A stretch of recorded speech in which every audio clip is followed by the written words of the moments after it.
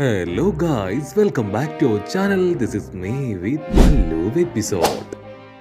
Episode opening സീനിൽ ആ sun ഗോഡിനെ കാണിക്കുകയാണ്. അവനാണെങ്കിൽ കൺട്രോൾ പോയി പൊട്ടിച്ചിരിക്കും. അവിടെ ഉണ്ടായിരുന്ന ജനങ്ങൾക്കാണെങ്കിൽ ഒന്നും മനസ്സിലാവില്ല.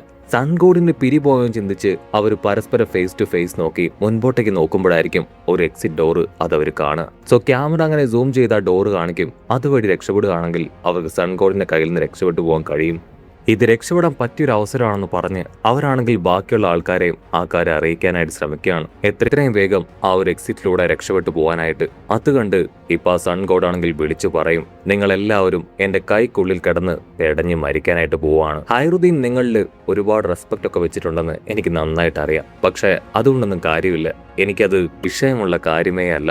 ആ ഹൈറുദ്ദീൻ മറ്റാരുമല്ല, സോറോയ്ക്ക് അവനെ നന്നായിട്ട് അറിയാം. ആ കണ്ണാടിയൊക്കെ വെച്ചിട്ടുണ്ടായിരുന്ന ആ ജയന്റ്, അവനെ കുറിച്ചാണ് ഈ സൺ ഗോഡ് പറയുന്നത്. സോറോയ്ക്കാണെങ്കിൽ ഭയങ്കരമായിട്ട് കൺഫ്യൂസ്ഡ് ആവും. ഹൈറുദ്ദീനെ അറിയാവുന്ന ഈ ഒരു ജയന്റ് അവൻ ആരായിരിക്കും? അവന്റെ ഫേസ് ഒന്ന് കാണാൻ കഴിഞ്ഞിരുന്നെങ്കിൽ. പക്ഷേ അതൊക്കെ വലിയ റിസ്ക് ആണ്. ഇപ്പൊ എത്രയും പെട്ടെന്ന് ഇവിടുന്ന് രക്ഷപ്പെട്ടു പോവുക എന്നത് മാത്രമാണ് മാർഗം എന്ന് പറഞ്ഞ് നമ്മുടെ ആൾക്കാരാണെങ്കിൽ ഉഷാറായിട്ട് ഓടും.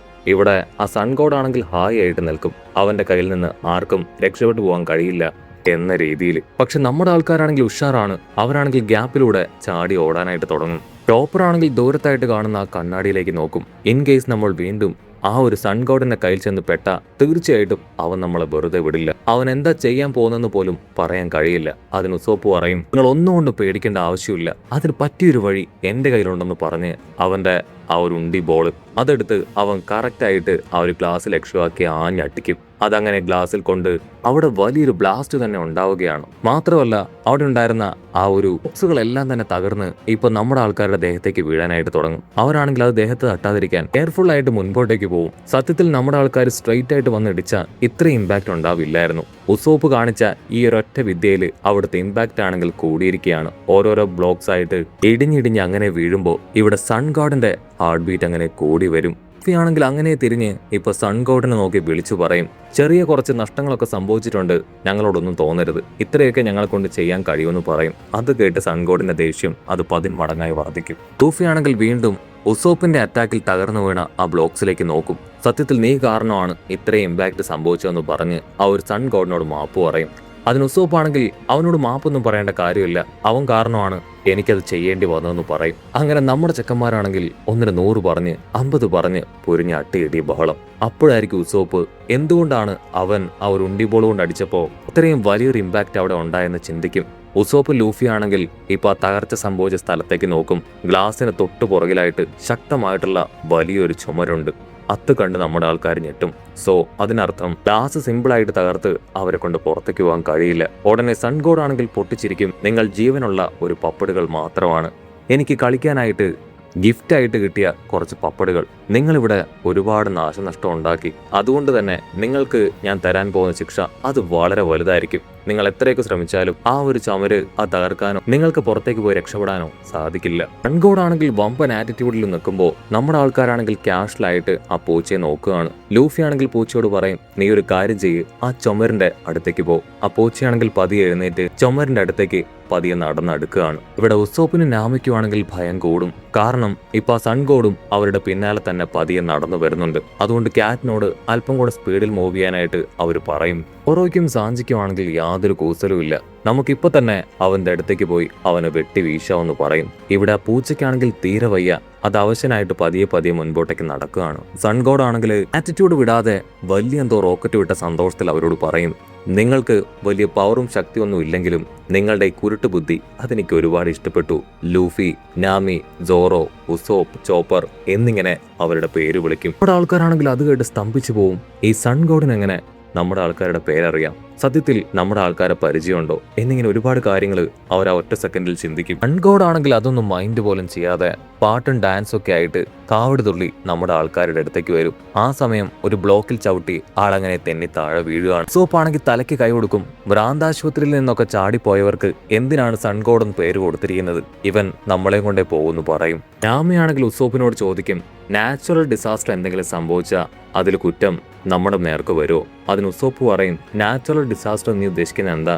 സുനാമി, എർത്ത് ക്വിക്ക് അങ്ങനെ എന്തെങ്കിലും ആണോ? അതിന് അവള് പറയും, അതെ, ഇവിടെ വന്നപ്പോൾ മുതൽ നമ്മൾ ഒരുപാട് കഷ്ടപ്പാടും ബുദ്ധിമുട്ടൊക്കെ സഹിച്ചാണ് സർവൈവ് ചെയ്തതെന്ന് പറഞ്ഞ് ഒരു സെക്കൻഡ് അവളും മുസോപ്പും ഒക്കെ ഫേസ് ചെയ്ത കാര്യങ്ങൾ അതൊന്നായിട്ട് അവൾ ആലോചിച്ചെടുക്കുകയാണ്. ആ കാര്യങ്ങളെല്ലാം ഓർത്തെടുത്ത നാമിക്കാണെങ്കിൽ ഇപ്പൊ ഒരുപാട് ദേഷ്യം തോന്നി. നാമിയാണെങ്കിൽ ആ കാര്യം ഓർത്ത് പൊട്ടിക്കരയുമ്പോ ഇപ്പൊ സാഞ്ചി ആണെങ്കിൽ അവളുടെ അടുത്തേക്ക് വന്ന് കരയാനായിട്ട് അവളെ സഹായിക്കുകയാണ്. അങ്ങനെ അവർ രണ്ടുപേരും ജോയിന്റ് ചെയ്ത് കരയും. സത്യത്തിൽ എനിക്ക് ഏറ്റവും ദേഷ്യം വന്ന കാര്യം മറ്റൊന്നുമല്ല, നിന്റെ ഡ്രസ്സ് ചേഞ്ച് ചെയ്ത് വിട്ടത് അതാ സൺ ഗോഡാണ്. തോർക്കുമ്പോൾ ഇപ്പോഴും എന്റെ ചോര തിളക്കാണെന്ന് പറയും. എനിക്ക് കിട്ടാത്ത ഒരു ഗോൾഡൻ ചാൻസ് ആണ് അവൻ തട്ടിയെടുത്തത്. ആമിയാണെങ്കിൽ അവളുടെ വെപ്പൻ അത് പുറത്തെടുക്കേണ്ട താമസം. സൺ ഗോഡ് ആണെങ്കിൽ അവന്റെ റിയൽ ഫേസ് എന്താണെന്ന് കാണിച്ചു കൊടുക്കുകയാണ്. കട്ട് ചെയ്ത ഒരു ഫ്ലാഷ് ബാക്ക് കാണിക്കും. ആക്ച്വലി ആ സൺ ഗോഡിന്റെ അസിസ്റ്റന്റ് ആയിട്ടുള്ള ആ ജയന്റ് കാക്ക അതാണ് നമ്മുടെ ആൾക്കാരുടെ കപ്പലടക്കം നമ്മുടെ ആൾക്കാരെ തൂക്കിയെടുത്ത് ഈ സൺ ഗോഡിന്റെ അടുത്തേക്ക് കൊണ്ടുവന്നത്. കാക്കയുടെ പ്രധാന ജോലി ഇത് തന്നെയാണ്. കടലിലൂടെ പോകുന്ന പൈററ്റ്സ്, സിവിലിയൻസ്, അങ്ങനെ ആരാണെന്നോ എന്താണെന്നോ പോലും നോക്കാതെ കപ്പലടക്കം തൂക്കിയെടുത്ത് ഇങ്ങനെ സൺ ഗോഡിന് കൊണ്ടുവന്ന് ഗിഫ്റ്റായിട്ട് കൊടുക്കും. നമ്മുടെ ആൾക്കാരെ കാണേണ്ട താമസം.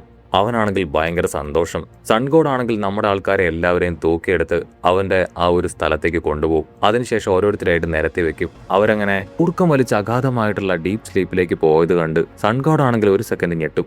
ഇനി ഇവർ സ്ലീപ്പിംഗ് പിൽസ് എന്തെങ്കിലും കഴിച്ചിട്ടുണ്ടാവോ എന്ന് ആലോചിക്കും. ലക്ക് കിട്ടിപ്പോയെന്ന് പറഞ്ഞ് സൺ ഗോഡ് ആണെങ്കിൽ ഹാപ്പി ആയിട്ട് തുള്ളിച്ചാടും. കാരണം ആ ഹൈറുദ്ദീൻ നമ്മുടെ ആൾക്കാരുടെ അണ്ടറിൽ വർക്ക് ചെയ്യുന്ന കാര്യം അറിഞ്ഞതിന് ശേഷം സൺഗോഡിന് ഒരുപാട് ദേഷ്യം തോന്നിയതാണ്. സൺഗോഡ് ആണെങ്കിൽ ഹൈറുദ്ദീനോട് കാര്യങ്ങളൊക്കെ സംസാരിക്കുമെങ്കിലും അവരത് മൈൻഡ് പോലും ചെയ്യില്ല. കാരണം ഇവനും അവരുടെ ജയന്റ് ടീമിലെ ഒരു വാരിയറാണ്. മാത്രമല്ല ഹൈറുദ്ദീനാണ് അവരുടെ സോൾജിയേഴ്സിൽ ഏറ്റവും പ്രധാനമായിട്ടുള്ള സോൾജിയർ. സോ അവൻ നമ്മുടെ ആൾക്കാരുടെ കീഴിൽ ജോലി ചെയ്യുകയാണെങ്കിൽ അതിലൂടെ സൺഗോഡ് ആയിട്ടുള്ള ഇവന്റെയും സ്ഥാനം നമ്മുടെ ആൾക്കാരുടെ താഴെ തന്നെയായിരിക്കും. സോ അതൊക്കെ ഓർത്താണ് ഇപ്പൊ നമ്മുടെ ആൾക്കാരെ കിട്ടിയതിൽ അവൻ സന്തോഷിക്കുക. ഇപ്പോൾ വാരിയേഴ്സ് ആണ് ഈ ലോകത്തിൽ തന്നെ ഏറ്റവും വലിയ വാരിയേഴ്സ്. അങ്ങനെയുള്ള ഞങ്ങൾ എന്തിന് ഇവരുടെ അണ്ടറിൽ ജോലി ചെയ്യണം ചോദിച്ച് അവനാണെങ്കിൽ ഇപ്പൊ ലൂഫിയുടെ വായൊക്കെ പിടിച്ച് വലിച്ചു പറിച്ച് കളിക്കും. അവനാണെങ്കിൽ ലൂഫി അങ്ങനെ അവന്റെ കയ്യിലെടുക്കും. ഇവനെ പോലെ പവർ ഇല്ലാത്തവരുടെ അണ്ടറിൽ ഞങ്ങളെപ്പോലെ ഇത്രയും വലിയ സൈസും പവറുള്ള ആളുകളൊക്കെ വർക്ക് ചെയ്യണമെന്നോ? ഒരിക്കലും അത് നടക്കാനായിട്ട് പോകുന്നില്ല. അതിനുശേഷം നാമിയെ നോക്കും. ഇവളാണ് എന്റെ ചുന്ദരി പെണ്ണെന്ന് പറയും. അവളെ നൈസായിട്ട് ചെറുക്കാവുന്നത് കണ്ട് അവനാണെങ്കിൽ അവൾ വീണ്ടും മയങ്ങാനുള്ള സ്പ്രേ അവളുടെ മുഖത്തേക്ക് അടിക്കുകയാണ്. അതിനുശേഷം അവനാണെങ്കിൽ എല്ലാവരുടെയും മുഖത്ത് മയങ്ങാനുള്ള ആ സ്പ്രേ അടിച്ചതിന് ശേഷം എല്ലാവരുടെയും ഡ്രസ്സ് ചേഞ്ച് ചെയ്ത് വിടും. അതുകൊണ്ടാണ് നമ്മുടെ ആൾക്കാരുടെ ഡ്രസ്സൊക്കെ തന്നെ ചേഞ്ചായി മാറിയത്. കട്ട് ചെയ്ത പ്രസന്റ് കാണിക്കും, ഇതാണ് നടന്നത്. നിങ്ങളെ കൊണ്ട് ഇനി ഇവിടുന്ന് രക്ഷപ്പെട്ടു പോകാനായിട്ട് കഴിയില്ല.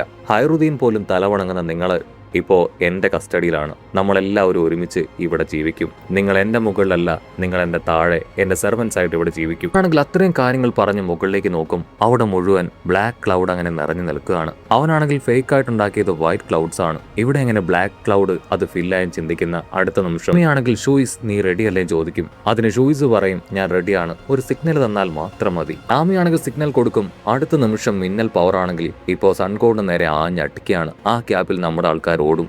ലൂഫി ആണെങ്കിൽ ഇപ്പോ ക്യാറ്റിനോട് നൈസായിട്ട് ജമ്പ് ചെയ്യാൻ പറയും. ക്യാറ്റാണെങ്കിൽ സൂപ്പറായിട്ട് ജമ്പ് ചെയ്യും.